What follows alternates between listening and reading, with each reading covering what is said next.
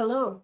As the federal election approaches, the different parties here in Canada have different approaches to how they will handle the US, and it is a big election issue. So I thought I'd discuss that, the different parties, the approaches that they're taking towards handling the US and the tariff war, the trade issues, that sort of thing. So we'll start with the Liberal Party. Uh, Under Prime Minister Mark Carney, they've adopted a firm stance regarding the U.S., particularly in response to Trump's tariffs on Canadian steel, aluminum, and automobiles. Carney has declared the United States an unreliable trading partner and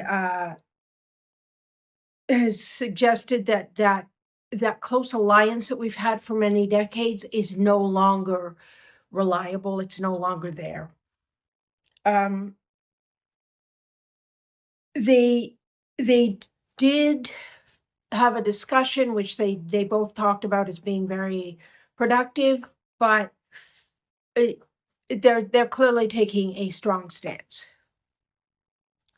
The Conservative Party has emphasized the need to assert Canada's sovereignty in dealing with the U.S.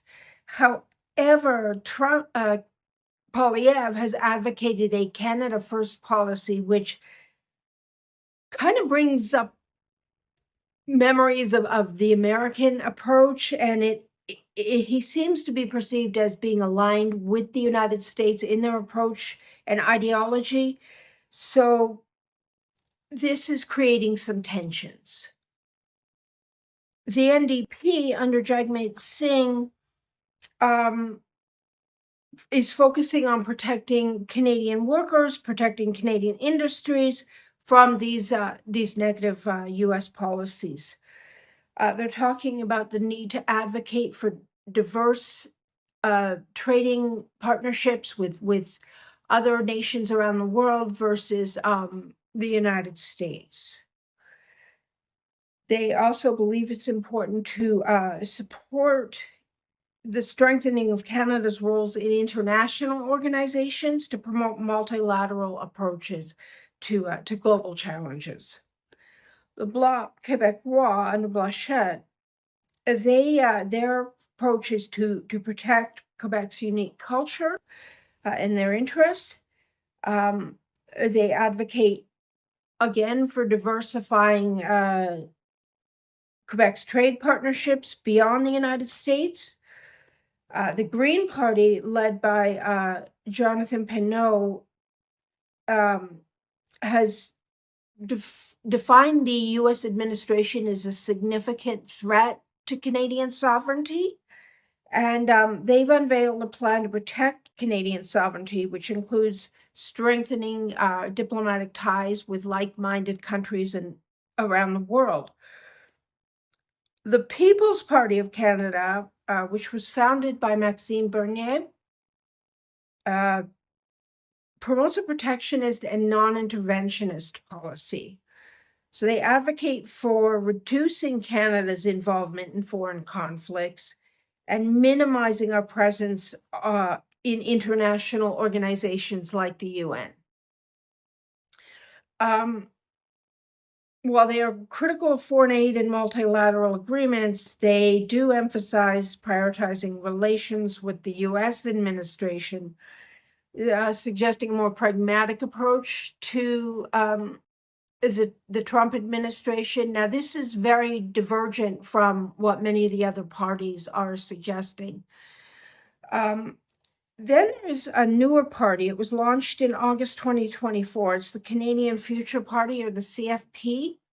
It is led by Dominic Carty, and they take kind of a centrist position. So they focus on fiscal conservatism and social liberalism. They advocate for reducing economic dependence on the United States and diversifying. They talk about a pragmatic approach to Canada-US relations.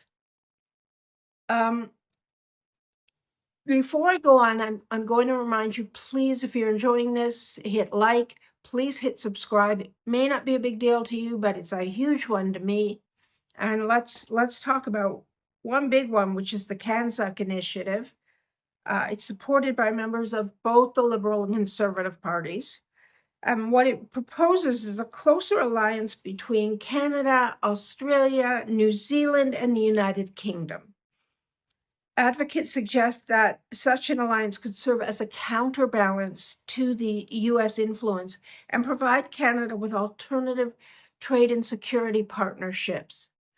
I encourage people to do a little more research on this. I am, of course, providing links to information on this. This initiative emphasizes shared values, similar styles of governance, and common language as foundations for deeper integration between these countries.